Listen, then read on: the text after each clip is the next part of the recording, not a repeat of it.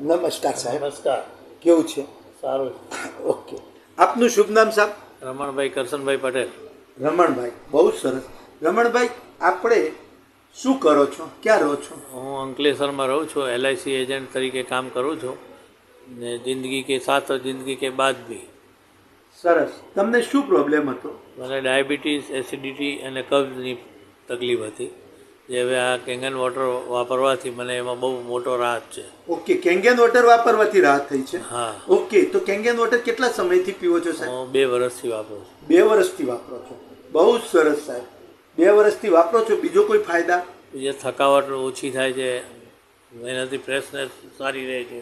Okay, થકાવટ ઓછી થાય છે, ફ્રેશનેસ રહેશે, મીન્સ એનર્જી લેવલ. કારણ કે ડાયાબિટીસ વાળાને શરીરમાં દુખાવા બહુ થાય, એનર્જી લેવલ રહે નહીં, પણ એવું કંઈ મહેસૂસ થતું નથી. ના, બિલકુલ બરોબર નહીં. થાક સાહેબ? નથી ઓકે, થાક નથી લાગતો.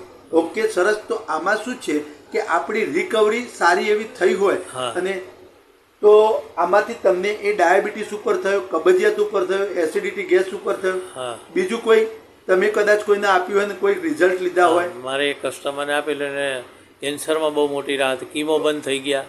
ઓકે, સરસ સરસ. 10-12 કિલો વજન ઘટી ગયો, બહુ સારામાં સારું. એ ક્યાં કે ભાઈ એમને બ્રેસ્ટ કેન્સર હતું અને પથારીવશ વજન પણ બહુ વધારે હતું અને કંઈક ચાલી નહોતા શકતા, પથારીવશ હતા, લાકડીથી ચાલતા હતા, લાકડી ચાલતા થઈ ગયા, અત્યારે વગર લાકડી ચાલતા થઈ ગયા. કેન્સર, કીમો બંધ થઈ ગયા અને કેન્સર મટી ગયું. ડોક્ટરે કહી દીધું કે હવે કીમો લેવાની જરૂર નથી. બરોબર. તો આપણે આ મશીનના રૂપિયા વસૂલ થયા ગણાય કે નહીં? 100% થાય. બરોબર. હેલ્થ ઇઝ રિયલ વેલ્થ એવું માનો છો?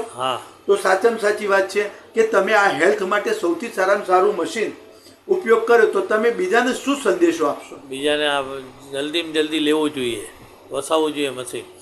સરસ સરસ. આપણા કરતાં વધારે નથી. હા, બસ બસ બસ. આપણા કરતાં વધારે નથી, કારણ કે હેલ્થ ઇઝ રિયલ વેલ્થ.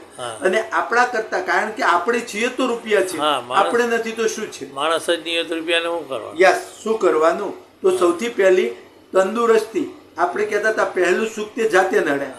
તો એ સાચે સાચું છે, કારણ કે આપણે આપણા શરીર માટે, આપણા પરિવાર માટે આ મશીનની ખાસ જરૂરિયાત ખરી. 100%. ડોક્ટરને બિલ આપો એના કરતાં સાચી જ વાત છે સાહેબ.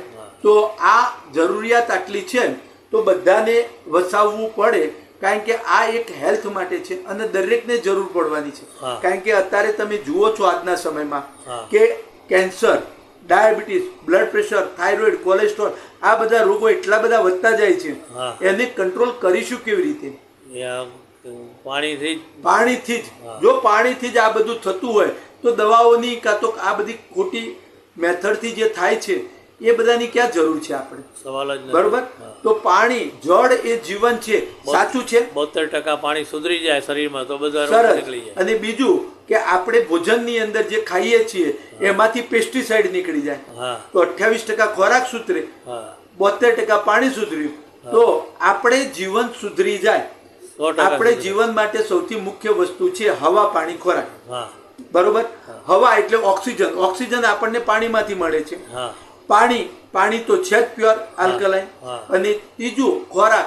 તો ખોરાક પેસ્ટિસાઇડ મુક્ત ખોરાક આપણને મળતો હોય એ આ મશીન જ કરી આપે છે. બસ એ આ મશીન જે કરે છે, હવા, પાણી, ખોરાક સુધરી ગયું તો આપણી તંદુરસ્તી કોઈ બગાડી શકશે નહીં. થેન્ક યુ દોસ્ત.